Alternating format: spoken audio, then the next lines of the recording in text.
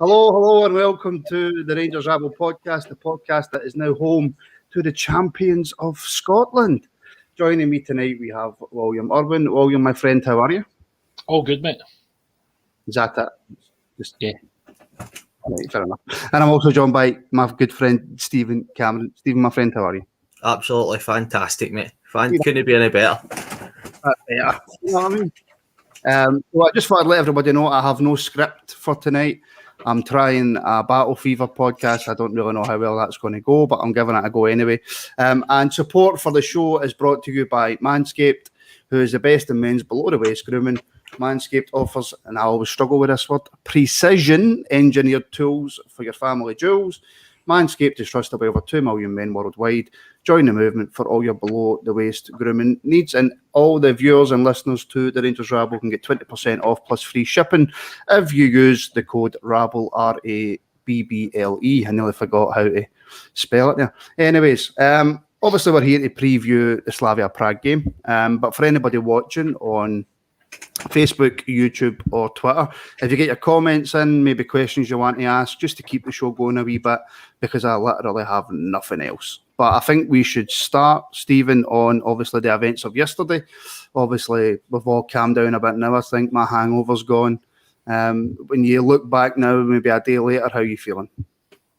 Still on just an absolute cloud nine. That the adrenaline and buzz from that feeling, it's incredible, man. That was one of the best weekends we've had in a long time as a Rangers supporter, and I'm just gutted it's over. Just gutted that we could have had a wee long weekend, a Monday or something involved in it as well. But it was just incredible, and some of the scenes for the players and the celebrations and for the squad was just great to see, and hopefully it's not the last for a long while anyway.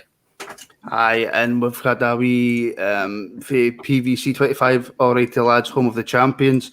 Still feels slightly strange to say that, I must say. We've got, that's the wrong one. Stephen, hello for Aldo McNaught. I don't know why he didn't say hello to us all, but there you go. We've got Andrew Bluebells. Does Manscaped work with grey hair? I wouldn't know, Andrew, because I don't have grey hair. But I'd imagine. I think grey hair and it does. Right. Well, you're obviously quite a non-emotional person, if that's the right way to put it. How are you feeling? Yeah, probably. Yeah, look, it was weird because also I was working most of the weekend, so obviously the game on Saturday, it was great just to get the win. Obviously, at that point you're basically there, but you do need that 1 point. So it was kind of weird on Sunday. I was quite busy and working. I had the notification on to see what the final score would be. And when it came up 0-0, I kind of let out a kind of loud roar, which I think a few people were probably wondering what the hell was going on. But it's hard, after all these years to, have that feeling again's pretty special. We've waited a long time for this. We've had to kind of battle back through the divisions and put up with a lot of tough times. And it's a special feeling for everybody. And I hope everybody's enjoyed the weekend and enjoyed the rest of the season. This is just one step in a long, long road. And, I want us to sort of retain it next year. I want us to make the Champions League. I don't want us to stop. I just want us to keep winning. That was how, when I grew up, that's what Rangers did. They won season upon season upon season. And that's what I want us to do with this team. And this team can do it. They've shown this season that they're a special group. To be undefeated after 32 games is absolutely phenomenal. Even in Saturday, you kind of wonder a wee bit, maybe in the back of your mind, the players going to be a bit nervous. Are they going to maybe be kind of worried about the game? But, within 20 minutes, we're 2-0 up and two really good goals. And in the second half, we obviously blew them away with a goal in whatever that was, like 25, 30 seconds. And then we kind of strolled for the rest of the game. But, yeah, look, it was a phenomenal weekend. And after I was finished on Sunday night, I had a few beers and, sort of really enjoyed seeing all the videos coming out of the changing room and, the supporters enjoying themselves. And, what, I don't know how anybody can criticise the supporters after everything we've been through. I don't think there's too many clubs in world football that's been through what we have, and we've had to fight back to this stage. So for all the people having a go and having a pop, maybe you should remember what the club's been through and what the supporters have been through, and where we are now, where we're going to enjoy it, and we're going to enjoy it for the rest of this season. I know that. Look, that's. I don't really want to touch on it too much, Stephen. But there's obviously been a lot of flack coming from obvious places, supporters of other clubs who maybe are struggling to accept the fact that they're shite, and also the government about obviously the Rangers fans and their celebrations. Well, I understand why loads and loads and loads of Rangers fans went and did what they did. If I lived in Glasgow, I'd probably be there doing it as well. Can you understand and appreciate just the monumental effect this has had on so many people, and that trying to contain that excitement, it'd be near impossible. Aye, 100%. I mean, I can get a lot of the things that people are saying, but there's certain people out there and some of the fans that have never seen Rangers lift a trophy or win a league title, and to try and contain that and subdue it at times, it was probably a near on impossible task. I know people were saying that Rangers should have maybe came out and said, "Oh, could you go home?" But I can't imagine many of those fans were sitting there refreshing their Twitter feed, waiting for somebody to say, "Oh, that's it, Rangers have told us to go up, let's go up the road," sort of thing. And the emotion of this weekend was always going to spill over in a sense that people are going to go out and celebrate, and I can completely understand that. And I know it's probably no the bet. It's just the situation we're in at this present moment. But I'll never begrudge the fans for celebrating, because I know how much we've all been through and how much we all wanted it. And just listening, like the game on Saturday there as well. The thing that really got me after the game was listening to Gerrard's interview after the game, and what Williams saying there. See, when he came out, he said he wants more. It really just got to me, man. I was like, it's exactly how I felt, because I know people have called it like the journey and getting back to the winning the leagues and the journey, and then maybe the journey's over and that, but it's also getting to that Champions League and consolidating this and making more and seeing how far we can go. And after that, man, it was just the cherry on top of the cake for me, to be honest. Right, now I'm going to try my best to bring in Wilf Marshall. He's having some, believe it or not, some severe technical issues. I'm looking at him at the bottom of my screen just now, and I'm seeing a lot of jumping, but I'm going to try and bring him in. So, Wilf Marshall, how are you?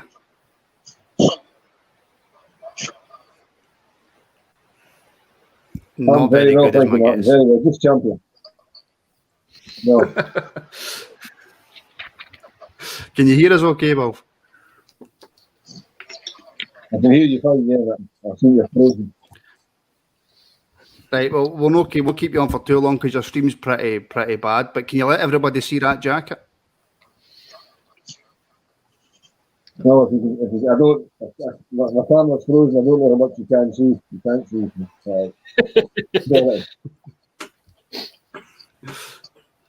Right, well, I'm going to let you go because your stream is no working. We'll try something else. Right, I'm going to try something else. Right, you try. We'll try and get Wilf back on. But William, if we see, look, we've seen all the videos coming out of Rangers and stuff, and we've seen the videos of the manager sliding along the floor. If we take it to obviously the game on Thursday, are you a wee bit surprised maybe at just how much the players are celebrating? No, I don't think so. No, I mean, look, at the end of the day, when I grew up, when the players used to win the league, they were pretty much blitzed for that whole week. And then they used to try and come in on a Saturday or a Sunday and try and play the game. Sometimes it worked, other times it didn't. You know, look. I think the players will be back at training today. A few of them might have been sick on the pitch after the amount of alcohol they've consumed over the last couple of days or whatever. But you know what? The players will be ready to go on Thursday night. The players will be ready to go against a very good SLAVIA team. Of course, I mean, like, there's always going to be that thing in the back of your mind that maybe mentally they'll switch off. But I mean, we're probably not going to find that out until we actually play the game. For me, I don't think this group's just going to switch off. They seem to have a really strong mentality this year.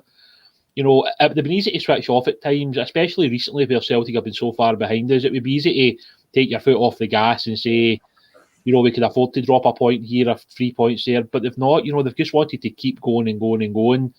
And the consistency this year has been, as I said earlier, absolutely incredible. So I think the Thursday night we'll go at it again. I do think this is probably one of our toughest tests in the competition. I'd a bit of a look at some of their stuff earlier, and they're a very impressive team. You know, they've got some real quality in the final third of the pitch, and I think we'll have to definitely be at our best. So hopefully the players are up and fully ready for it. Absolutely. Now we're going to give this one more go, gentlemen. Wilf, can you hear us? Yes, I can. Can you hear me? Yes, we have, Wilf. Believe it or not, I've switched my Wi-Fi off and I'm going on 4G. Oh, well, there you go. So there you go, then. Right. Well, we'll just take it. We'll just take it back quickly, Wilf. Then, because obviously you're the elder statesman of the group. Obviously, you've got your lovely jacket on and your lovely flag behind you. Look, so, lovely jacket, look. Yeah. I don't think I've got the boys to wear that. But I had the whole suit on last night. I believe that. So on Sunday, obviously, when they shit the bed, how did you feel? Sunday was just fucking awesome. It was. I broke down on Saturday after the game because the manager had said if we won it, it was 99.9% certain, and it was as good as done on Saturday. So I had a major greet on Saturday. As Cammy said on the pod last night, or yesterday, he kind of did a lot of his greeting on Saturday. I was the same. During their game yesterday, the missus had the game on. I went out. I went across the road to the shop. I came back. It was half time. She still had it on. I was just pacing the living room. My daughter was here as well, and full-time whistle went. I just broke down again. It was just. I mean, I've seen a few titles, as we all have, but this one's special. I mean, this one, after what we've been through, this one is absolutely special. I mean, they all wanted us dead in 2012. They tried to kill us off. We wouldn't go away. They made it as hard as they could. They put illegal sanctions on us. They gave us fucking transfer bans. They gave us this. They gave us that. And we'll finally come back. And it's just fucking somebody else start speaking. Somebody start green. It's just awesome. Actually, I've just had a comment. That's the best Wilf stream's ever been, and boy, don't I know it. But Wilf, just to bring it back to you quickly, because I'll ask you the same kind of question I asked William there. Is there a fear slightly, obviously, with the celebrations that we've seen for the players, that because they've achieved something so monumental that it might affect them now going forward for the rest of the season? No, I don't think the management team will allow that to happen. I think they know what they've achieved. They know what they've got left to achieve. If we weren't still in Europe, I think they could possibly have coasted their way through the rest of the season. But they're still in Europe. Scottish Cup's back on the table, so we've got the Scottish Cup to play for. I'd like to think we're going to start rebuilding for next season at the same time, giving players game time, that haven't had a lot of game time. But it would still be nice to go through the league season undefeated. I don't think they'll take the eye off the ball at all. I don't think the manager will allow them to do that. He's worked hard to get where he is, and he's going to want to set all sorts of records because there's records out there for him. And it's just, I don't think it's in Steven Gerrard's mentality to take the foot off the throttle. No, that's true, and we've had a wee comment for Aldo. Fuck's sake, Wilf, I'm greeting again. There you go. So, Stephen, look, if we take this to Thursday, because I think in the midst of all this, we've forgot that we've got a European game on Thursday. How tough an opponent is Slavia Prague? I think it's definitely going to be probably our hardest game so far, maybe in the Europa League, to be honest. Like, when you consider what they've done against Leicester, over two matches not to concede a goal against Leicester as well, just shows you how strong defensively and probably as a unit this sort of team is going to be for us. And I think William's probably right what he said, that we're going to need to probably bring a top performance to this game. I think we're going to need to probably shore up defensively a wee bit. We're letting a few dodgy goals maybe in a sense in the Europa League the last few games, but I've no doubt that we're capable of doing this, and I've no doubt also that the players will be up for it massively. They seem like a big game team, to be honest. People like Kent, who just seems up for these sort of matches, and Morelos in the Europa League has been fantastic. So it's going to be I think it'll be very close. I think for a neutral out there, if there is any watching this at the minute, it'll be a very interesting tie, to be honest. And I just hope we can come back to Ibrox with a good result and we're still in this, because and it'll be interesting. And I think if we can come back to Ibrox with a good result, it'll be in our hands, to be honest. Sorry, I thought Wolf was going to jump in there. He looked as if he was going to jump in, but it must just be stream. William, toughest team we'll face this season? I think they're right up there. Yeah, I think they're right up there. I mean, I had a look at them. You know, I always try and look at the opposition. I said that in all the kind of preview pods. Always try and have a wee look to see what they're like. I mean, they've played 22 games in their own league and they've won 18 and drawn 4. So, you know, they're very similar to us in that they're undefeated. They did play in the Champions League qualifiers, but were knocked out by Midtjylland 4-1. So, I mean, like, does that tell you where they are? Because we obviously gave like Midtjylland a bit of a doing last year, home and away.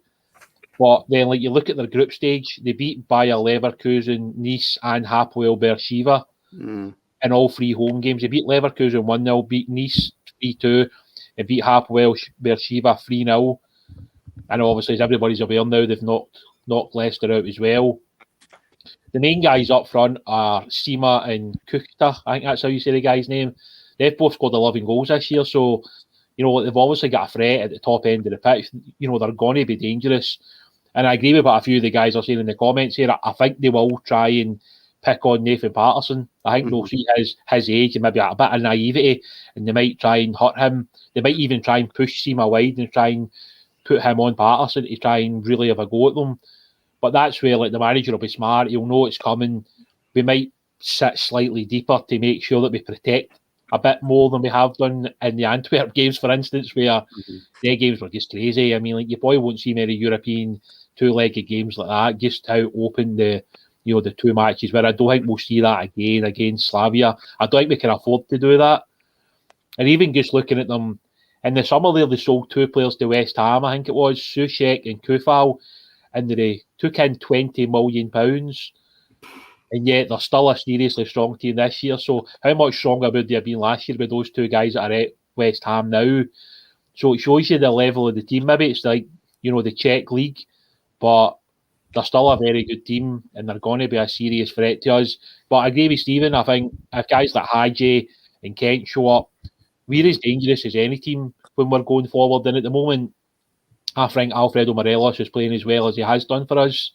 He looks so hungry at the moment. And that goal at the weekend was brilliant. You know, he didn't even need to take a touch, just hit it right across the goalie. And that's the sign of a striker in a really good vein of form.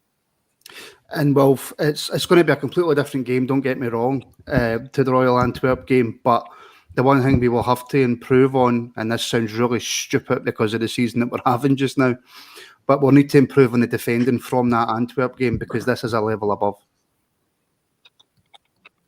Yeah, as William just said, we won't play the same ways we played against Antwerp. I mean, I think we went into the Antwerp game probably realising there was goals in it for us, but that meant there was going to be goals in it for them.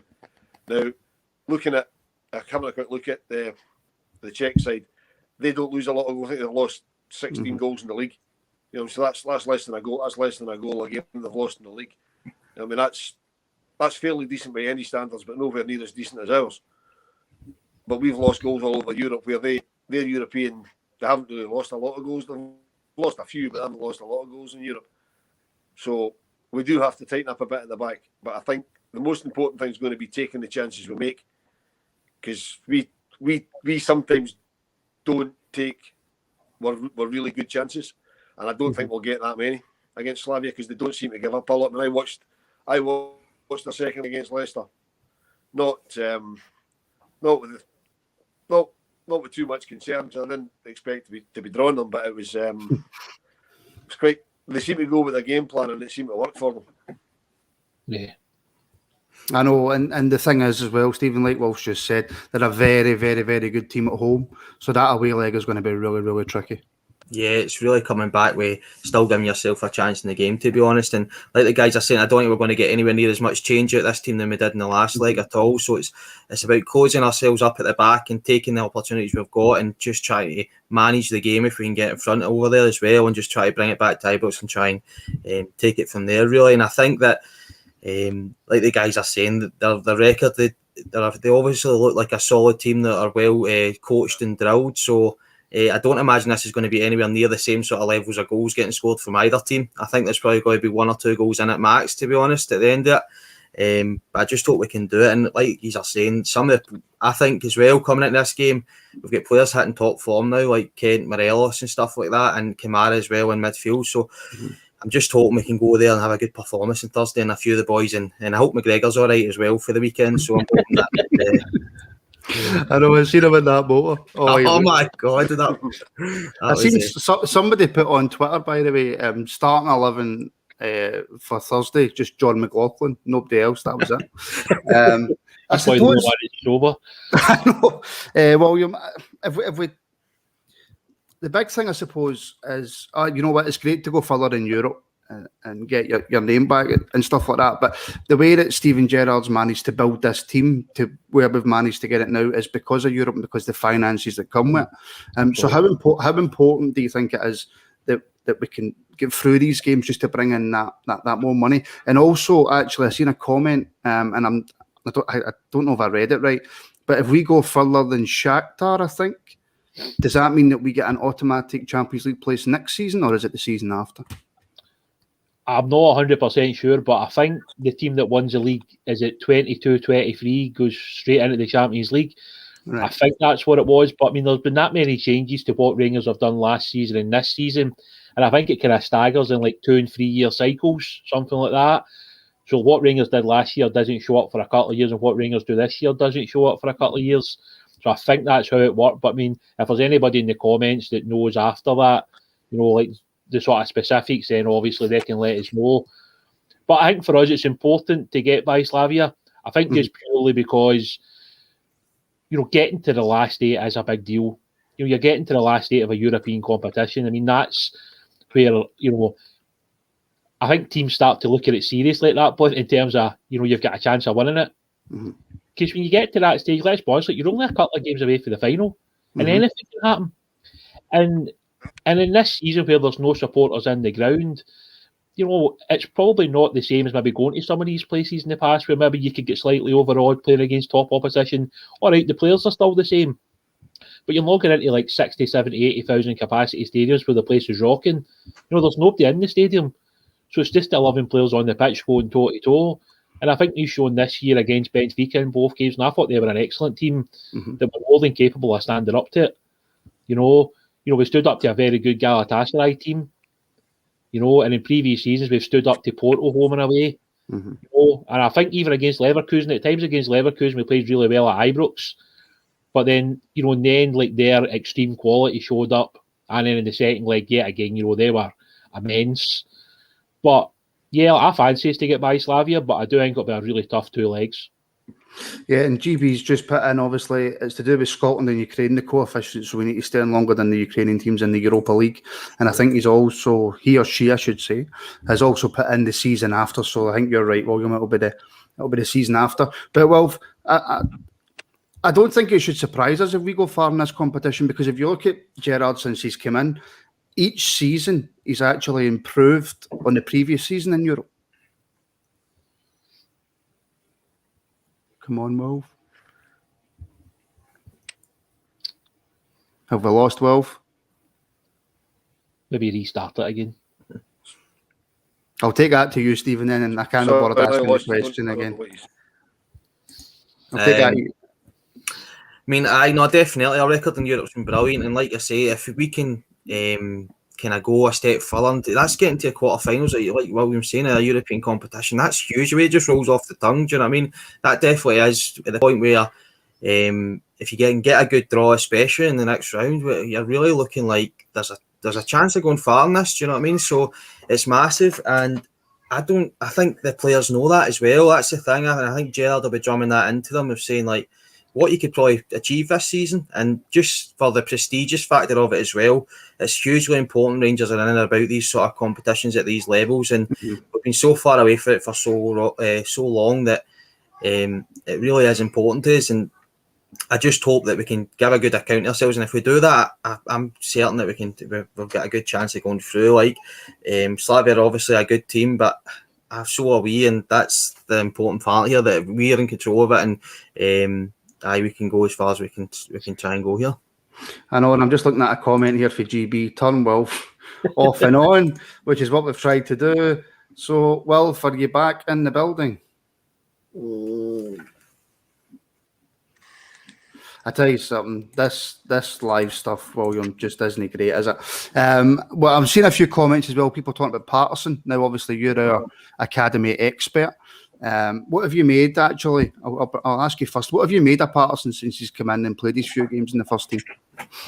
Yeah, very impressive. I think that's got to be said. I think against Livingston, they tried to target him. You know, I mean, Livingston were pretty direct at the best of times. They tried to target him, but he stood up to it. I mean, the one thing you never know about an academy player moving into the first team is the physical nature of the game. And that's why I like going out and loan for a lot of players and they get an idea as to how physical the game can be in Scotland. Because like playing academy football, it's not the same as playing first team football. And, you know, anybody that's, you know, would tell you that. I mean, it's pretty obvious. So for Nathan to come in and do the job he did against Livingston, I thought was excellent. But I thought at the weekend, he stepped up a level. And I thought his attacking play was absolutely brilliant. And that's what Nathan has. You know, he's a very aggressive fullback. Of course, at his age, there's still things to work on defensively. There's still things to work on going forward. But you can see all like the raw potential with Nathan. You know, and he is a kid that, you know, Steven Gerrard kind of pulled him out about a year ago now and put him into the first squad, and he's been training with him. He's learned for Tavernier. I mean, that's not to say he's going to turn out like James Tavernier, because there's not many James Taverniers out there in terms of what he brings to the team.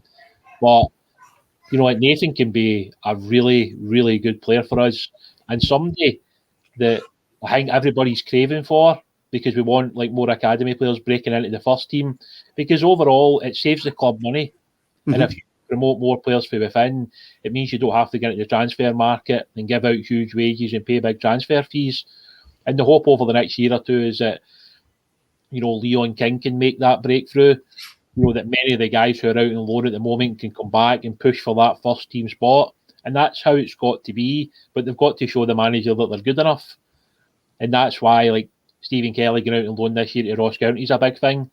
Why, like, guys who have been playing regularly in the Championship this year have been doing well. And that's where we need to be. We just need to keep promoting and pushing the players forward as we go. I know, and I'm just going to come to you in 2 seconds, Stephen, but I can only apologise to the viewers, right? But we're going to try one more time to get Wilf Marshall back on the programme. So, Wilf, are you with us? Where is he now? I don't know, he said about 4 or 5 different camera angles. He's sitting in the hall. I'll tell you what, is the wife? Right, well, I'll take the question to you then about Patterson. Would you have any worries of Patterson starting on Thursday? Ah, Not right, at all, okay. no. He's done nothing to make me think that. No, he's gone. Stephen, answer the question before people start tuning out. I'm going to really need to start listening to the questions you're asking, Wilf. I forget. But no, I actually don't have any worries about him in Europe, and that's been one of the things that I've been quite impressed with him. To be fair, see, since he's came in, he's not looked overawed. I know there's no crowds there at the minute, and maybe that makes it a wee bit easier for a young player coming in, but in no ways he looked overawed. He's looked confident on the ball. He looks like he's wanting the ball as well, and he's wanting to like put an impression on there. Because and probably William maybe knows a wee bit more about this, and I don't not having a go at the youth thing at all, whatever. But I remember a few years ago when they were doing the best v best thing with Rangers, and they brought them out the league. Yeah. And I went and watched a few games at Ibrox, and they seem to have worse performances and results at Ibrox than they did from away. And I always wondered, is that sort of, are they worried about playing in Ibrox and maybe the expectation? But when I'm watching Patterson, I don't see that at all. I see a guy who's wanting to take his opportunity and he's wanting to go for it. And on the ball, he's been aggressive and offensive and wanted to take players on him, but also defensively, I've been impressed. So I think there's definitely a lot of raw ability there, and on that, for those reasons alone, I'm not worried about him. He's going to probably make mistakes as they come, and we probably need to be wary of that and understanding. But I think we've definitely got a good player there, and I'm looking forward to seeing him in these challenges going forward in the Europa League, to push him and see what he can do. So I've no worries that he's not going to take his opportunity with both hands, to be honest. No, I think the one thing I would say, I mean, I remember Alan Hutton making the breakthrough at Rangers, and Alan made mistakes early on, but then we ended up selling him for, what was that, £9-10 million. Mm-hmm. So, I mean, that's the hope moving forward. I know we're kind of moving away from Slavia, but I just think as a club our size, we have to be, trying our best to try and push guys into the first team. And I think some of the guys in the comments are kind of saying there about guys like Kai Kennedy, Ben Williamson's been absolutely outstanding for Arbroath. James Maxwell at Queen of the South, Stephen Kelly at Ross County, even Josh McPake down at Harrogate. And this is what it's got to be like. We should constantly have young players out on loan who are improving, and then they're coming back to push for a first team spot.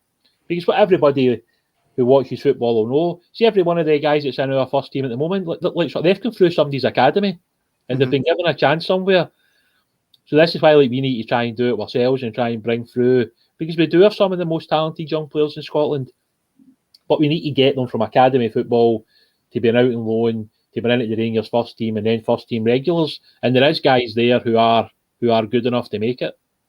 And we've got, I was going to bring this up actually, and Stephen, I'll bring this to you. Scott Kerr, our good friend Scott. Nathan is raw, like William said. You can see his potential talent.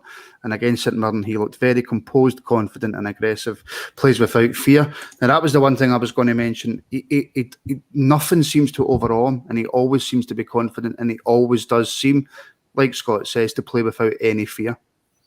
The one thing I really look for, and I'm enjoying watching him play, is he's embracing it. He wants this. He feels like, to me, that when you see that in a young player, he thinks he's good enough to be there. And I think that's one of the big things, is if you've got the confidence to go out there and show your ability, then that's one of the big things to actually show, like, I'm good enough to be here, and that's where he should be. So I definitely, I've not seen that in him at all, and I don't think we're going to see it. I don't imagine he's the sort of guy, maybe William no more, where he's sitting there worried about the game on Thursday. I'd imagine he's maybe more the sort of guy, for what I'm seeing, is he's looking forward to it. So, and I'm looking forward to seeing him play, to be honest. I'm looking forward to seeing him in that level and against a better opponent, basically. And there's no much point in me putting this question to William, but do you know what? And do you know what, for people out there, we're kind of, maybe I've got another five minutes left or whatever, but if anybody out there wants to ask questions on any other subjects, just to keep us going, because I'm quite happy to sit here till midnight. But I'll ask you this question anyway, William. Yep. We need to give young guys game time now the league is won. Now, we've seen that a lot in past years. If the league's been won with 2 or 3 games to go, throw in the youngsters. A, do you agree with it? And B, if you do or you don't, is the unbeaten run, will that have any effect on the youngsters maybe not getting a chance in the team? Well, it depends, I suppose. I mean, if you're a couple of goals ahead and there's maybe 10, 15 minutes to go, then there's an opportunity to bring players on. I mean, we've obviously got a lot of players out on loan at the moment, so there's only probably a couple of guys there. I mean, Leon King's probably the obvious one. Leon could potentially come off the bench at some point and maybe get some minutes. I mean, he's basically training with the first team as it is, like with Nathan most of the time. So, there probably is a chance for that. But I think, as the manager continues to say, you've got to do it in training. You've got to show in training that you're good enough to be on the bench, etc. And that's where you get that drive from the players. I mean, Nathan's had to sort of bide his time. I mean, there was a long spell there during the season, like Nathan was just on the bench, he wasn't coming on. And I guess it must be frustrating. But then when you're sitting on the bench, you see the levels of the players that are out in the pitch, you see the level of James Tavernier, the captain, and you've got to get to that level to get into the team, and that's how difficult it is.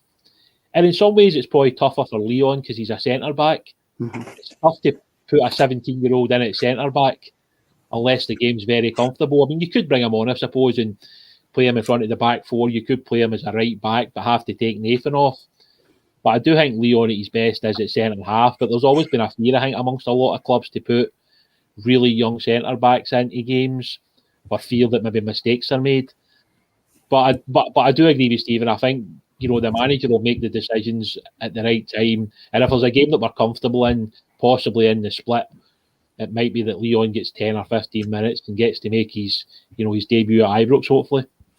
All right, well, we've got a wee comment here. Back to SLAVIA, lads, and I actually forgot we were doing the SLAVIA preview, so I'll just take back to that quickly, and then I've got a few questions here. I'll come to that after we finish the preview. So, Stephen, how do we, and do you know what, it's the away leg first, isn't it? That's embarrassing. Yeah. Aye, that's totally, I should really know that. How do we set up going away then? Does Gerrard change anything about the way we've played simply because this is a step up, or do we just go there and play the way that we've been playing all season? Well, I suppose that's maybe a wee bit hard to say without knowing exactly how they play. But I know in previous games he's maybe went with a bit more pace up front and maybe not play Hadji or whatever. But I don't expect him to change his system in any way. Maybe tweak it slightly and maybe make it a bit more tighter to try and protect the back four. But I don't see he's playing any different. I expect us to try and get our foot on the ball as much as we can and try and control it if we can. And try and ease our way into the game. I don't expect us to really start too quickly and come out the blocks at them. I probably expect us to ease ourselves into it. And I'd maybe think Slavia will be the same. But I think that it's one of those ones. I would like to see him go with a bit of pace up front as well. I know Hadji's been playing well, but if that's an opportunity to maybe try and sit in and hit in the break, then I'm happy for us to do that because that's worked for us well in previous rounds, in previous years as well in the Europa League. So I think that'll be it, but I think the main thing is probably to try and keep it tight in the first leg as much as we can. We don't want to come back and have lost a few silly goals, so it's probably try and keep it as tight as possible and maybe hitting the break is what I think he might go for. What about yourself, William, then? Keep it tight, hit on the break, or free-flowing attacking football? Yeah, look, I think other than what we've done against Royal Antwerp, that's how we've played. We've looked to try and get possession of the ball and then hit teams. Against Antwerp, it was just like, you have a shot, we'll have a shot. I mean, you don't tend to really try and do that too often in Europe with teams. But I mean, Antwerp obviously had some quite bad frailties defensively, and we exposed that obviously quite heavily over the two legs. Slavia clearly aren't that type of team. I think the interesting call will be in the middle of the park.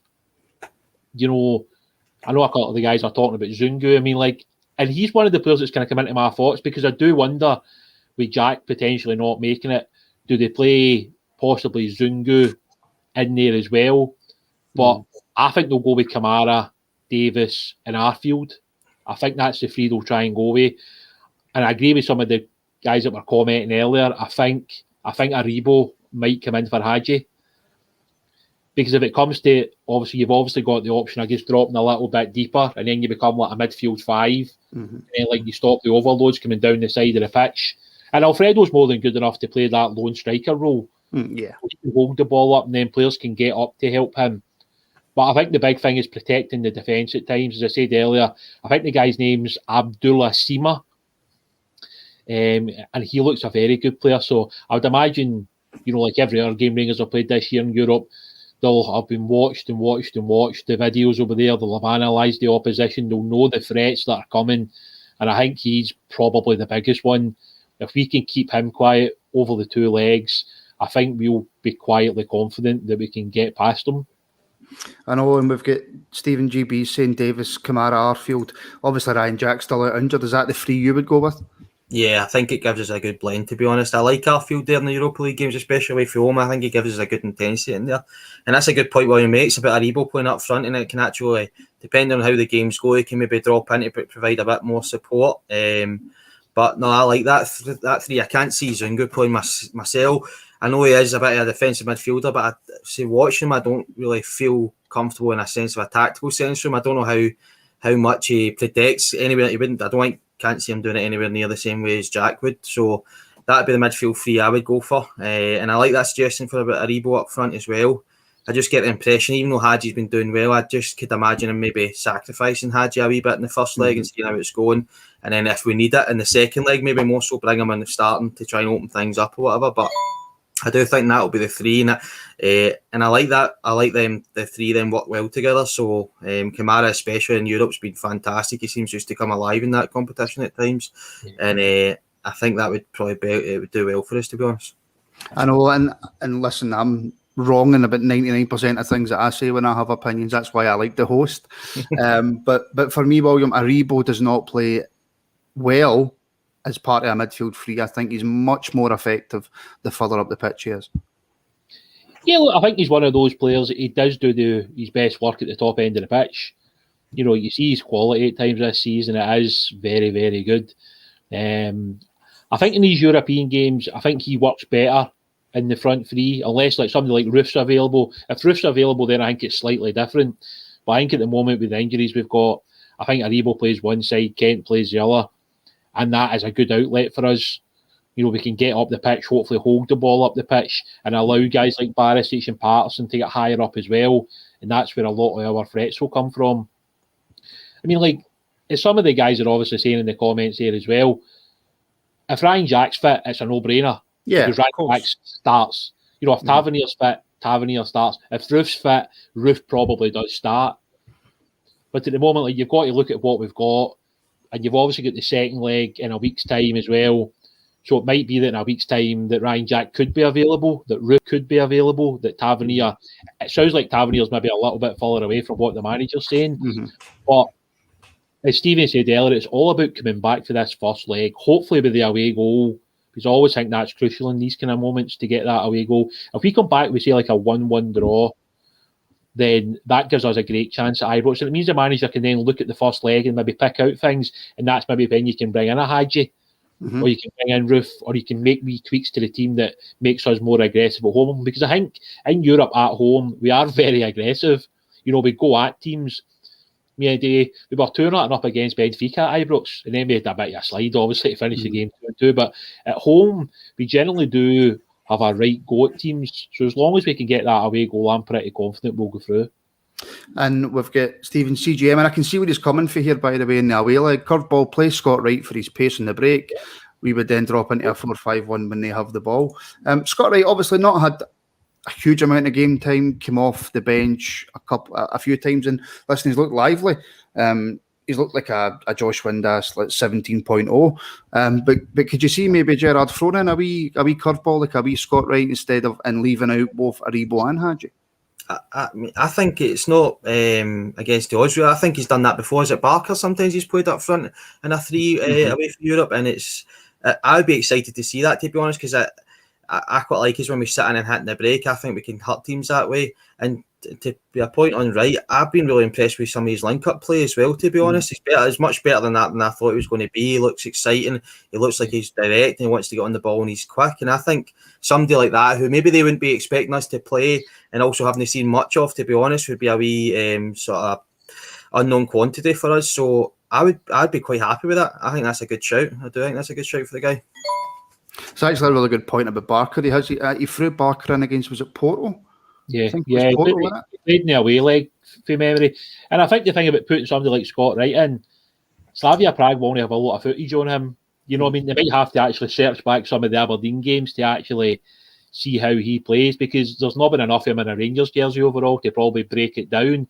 So, I mean, that could be a curveball. But there's a few within the squad that could come in and make a difference. But I just get the feeling if the manager has got everybody fit, he knows what his 11 is, especially in these away European games. So, I mean, this game, because of the injuries, he might do something slightly off the cuff. But I just get the kind of gut feeling that we'll go with the tried and trusted guys. As I said earlier, like sort of Davis, Kamara, Arfield, Aribo, Kent, Morelos. And I think the back five just picks itself at the moment because, you know, we really don't. I'm pretty sure Balogun's suspended, having injured. So we've only got really Patterson, Golston, Helander, Barisic, and Sal McGregor picks himself basically at the moment. So I think that'll be the 11 that starts the game.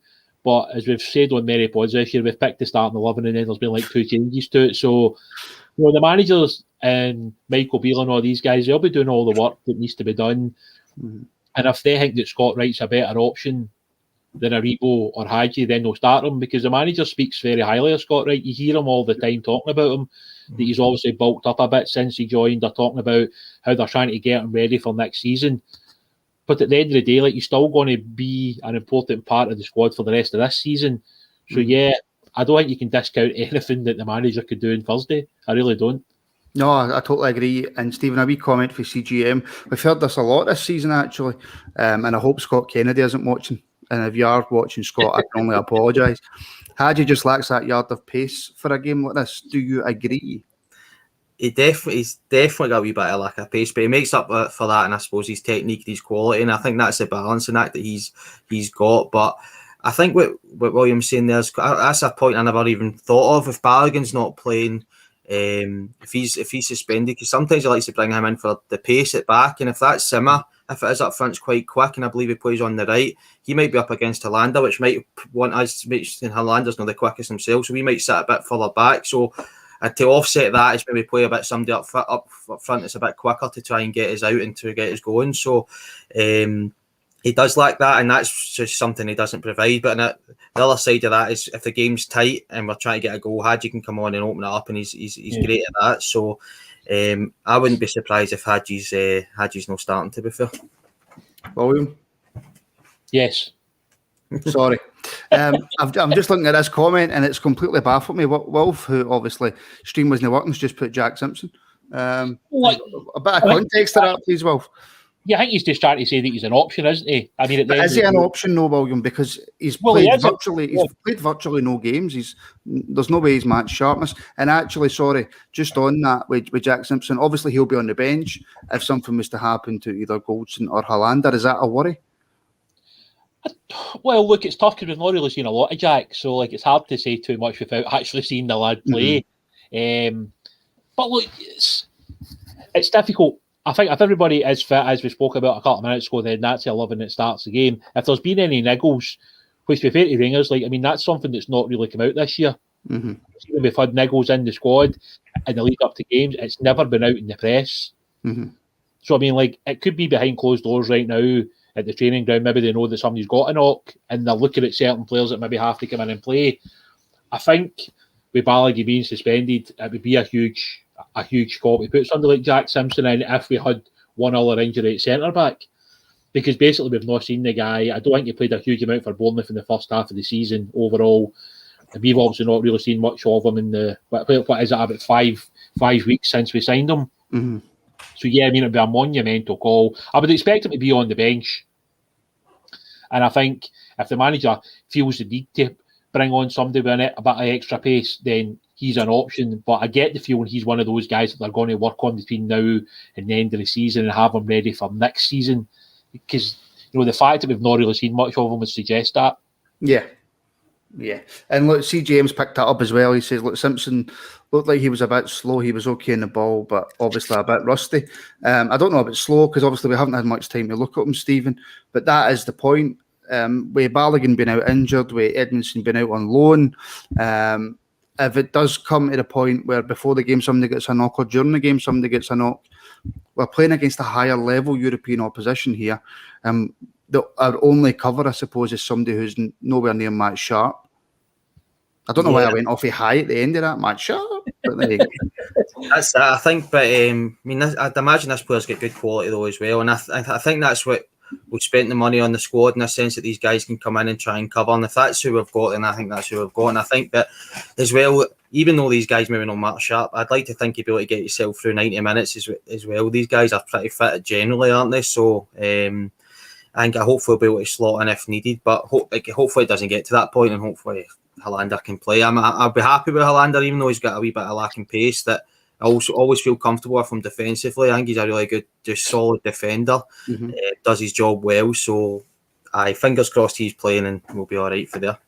Listen, Davy Weir had no pace, right? So see that whole no pace thing, that doesn't. I don't care about it. And William, I don't actually think that Hollander is as slow as what people think he is. He's not quick, don't get me wrong, but I don't think he's as slow as a week in the jail. His positional sense is phenomenal. He reads the game so well, and that's why him and Goldson have got so many clean sheets this season. I mean, as you say, you don't need pace to be a good defender. I mean, it helps if you've got a wee bit of extra pace. That's what Jimmy Duff said. Actually, I should have brought that up as well, just to give Jimmy a wee bit of credit, because he's put a few good comments in. That's, I mean, in the past with guys like Bugera, who maybe at times got himself into a few issues, Bugera, but then his pace got him back in and offered the cover. But the good thing with Hollander is he can step in front of somebody and do the simple things well. And to an extent, Goldson doesn't have that sort of burning speed either. No, not at all. But what he does is he attacks the ball in there, and then on the ground he gets his foot in front of somebody and he wins the ball and he moves it on. And that's what good defenders do. Obviously at the top level, you're seeing guys moving for 30, 40, 50, 60 million pounds because they've got pace, the power, the technique.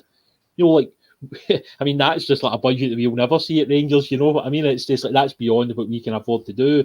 So we almost have to pick guys who have maybe got 2 out of the 3 or 3 out of 4 in terms of ability and the strengths of each individual position.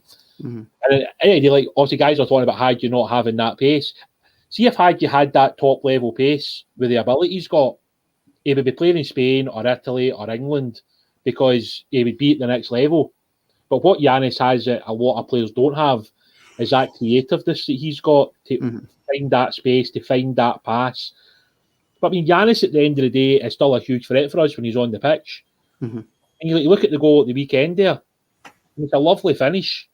I think that might be him into double figures now in goals potentially, and he's definitely got double figures in terms of assists. I mean, how much more can you ask of a guy that plays either as a wide player or in behind the striker when you're offering that kind of totals? The same with Kent. You know, like Kent's topped it up this year with the goals and assists. I mean, those two players alone, like before you add in Roof and Morelos, you know, those goals and assists this season have been absolutely phenomenal. And like Will's just pointing out that Davy Weir was only a couple of years younger than him, pointing out that Davy Weir was 164.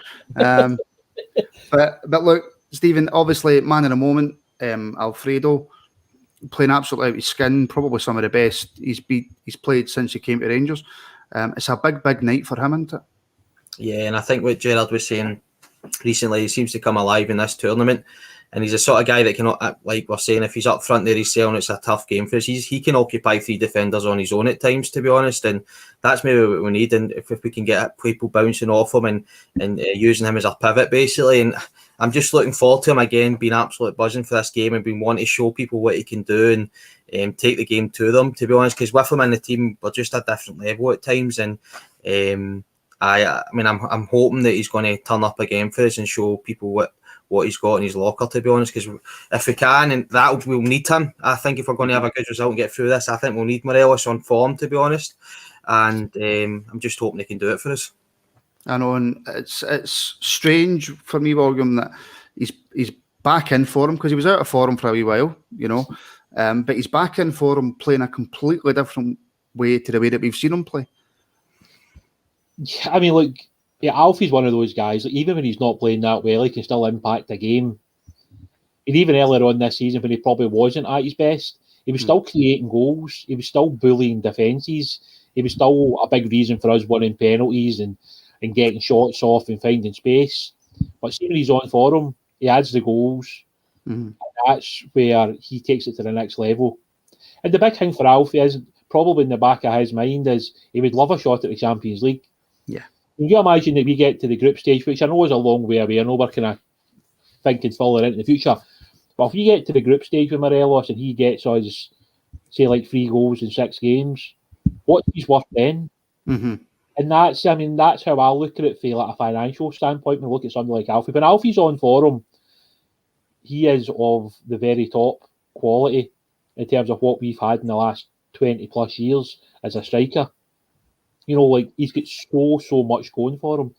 And that's why he will go to that next level at some point, whether that's this season, next season, whenever that'll be, because he has that ability. And the same for 3 or 4 other players in our team right now. Some of these guys are playing so well that they're above the level of Scottish football.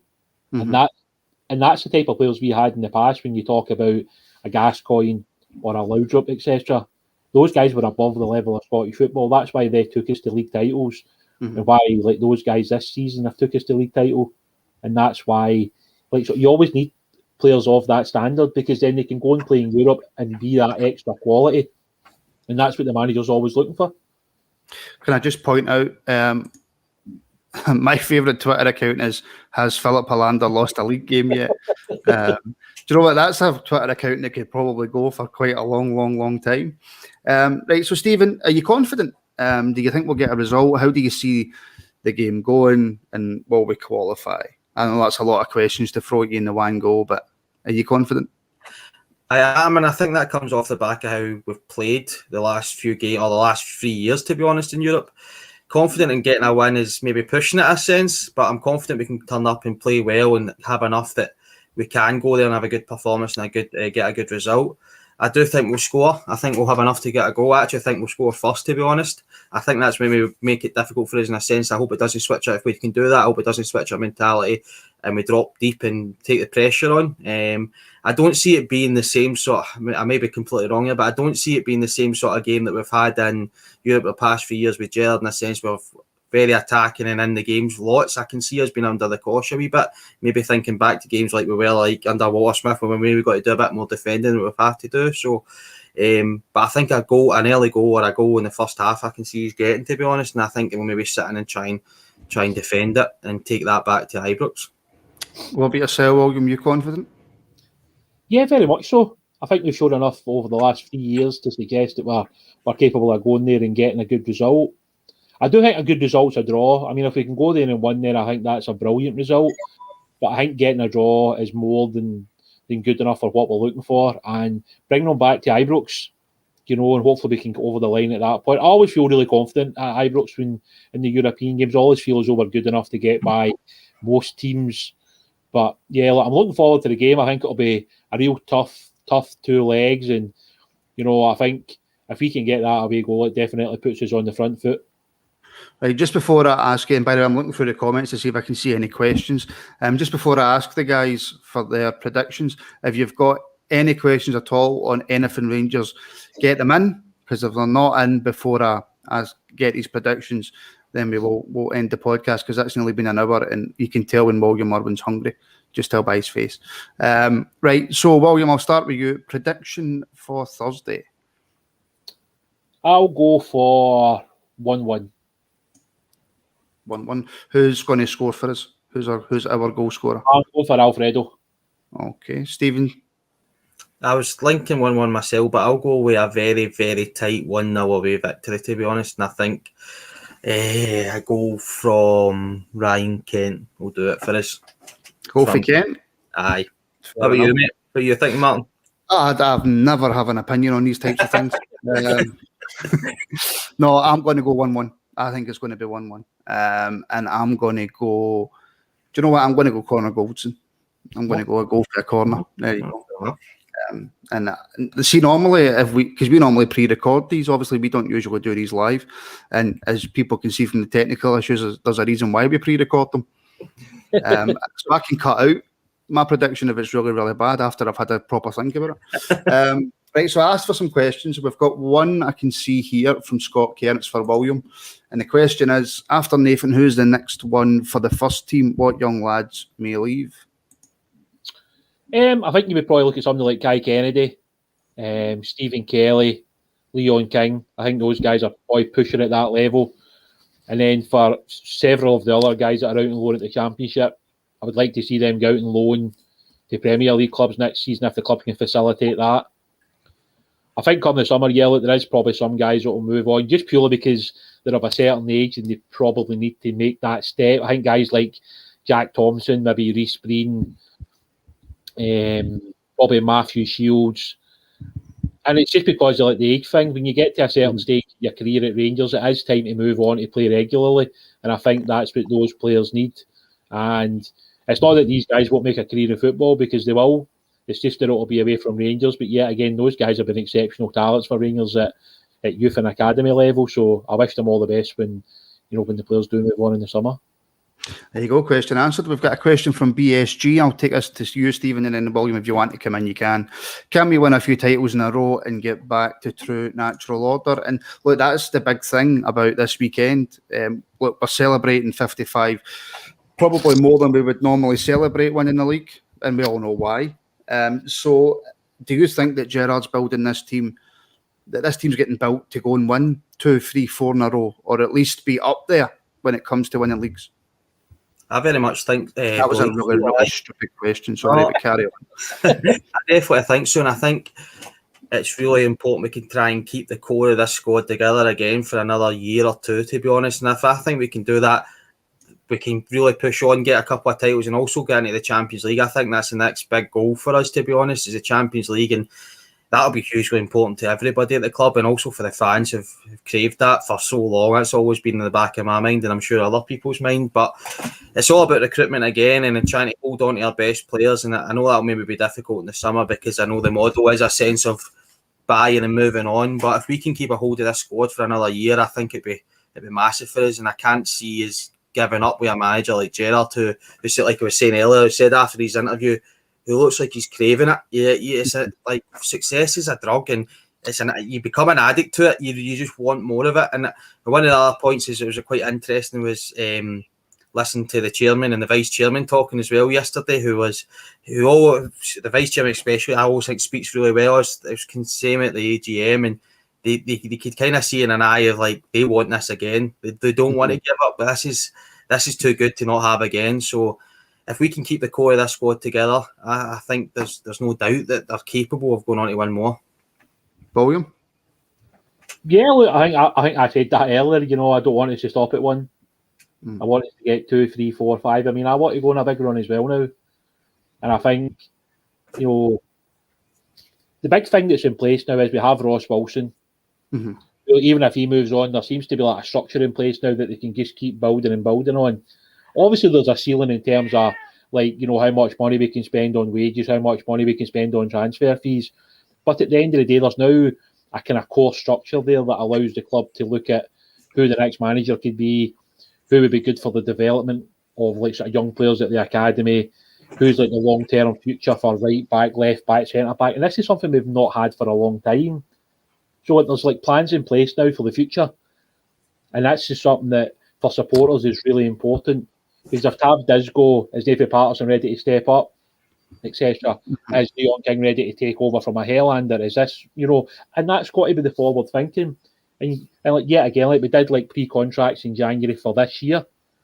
So the club's always thinking, they're always looking to step forward. So for me, yeah, I want to get to 2, 3, 4, 5, and I want us to keep rocking, and I want us to keep winning titles and be successful under Steven Gerrard.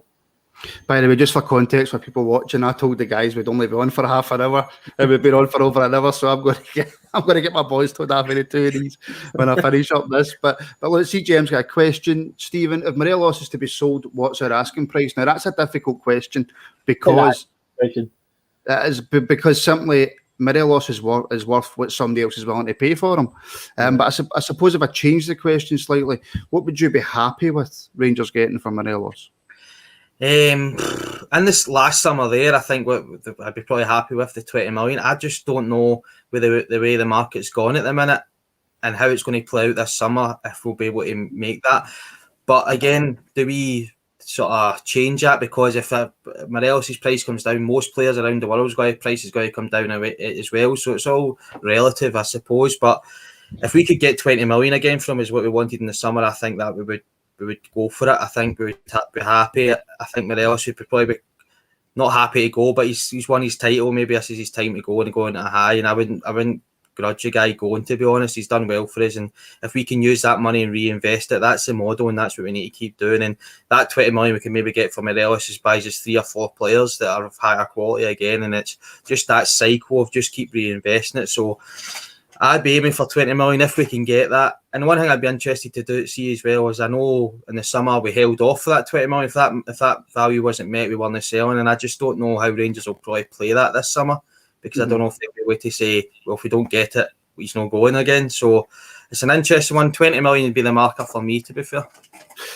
That's actually opened up a whole new debate, which I honestly, I promise I won't go into, William, but I will just ask. Obviously, with COVID and stuff, football's been affected along with everybody else. Our whole lives has been affected. So could it possibly be the case if a team comes in and goes, we'll give you 15 million for him, 16 million for him, and maybe the club want a bit more, but the fact that we're in such a financial position that the club might go, right, do you know what, we'll sell him for that, if you get what I mean. Again, a terribly asked question. I can only apologise. My thought process is the club will wait to take. You know, because if you make it into the Champions League, like the money that the Champions League brings in is more than what we would get from Morelos. So from that standpoint, if we were to get knocked out of the qualifying stages, then you've obviously got a sellable asset that can be sold, i.e. a Kamara, a Barisic, a Morelos, an Aribo, whoever it is that could possibly go. If we make it into the Champions League, then like the money that brings in alone is an obscene amount of money. So the club could say to the players, look, we don't want to lose anybody. If we can make it into the Champions League, we would love you all to stay. And it gives us a chance of doing something in the group stage potentially. If you get knocked out of the qualifying phase, then obviously the club need to look at sort of recouping the money.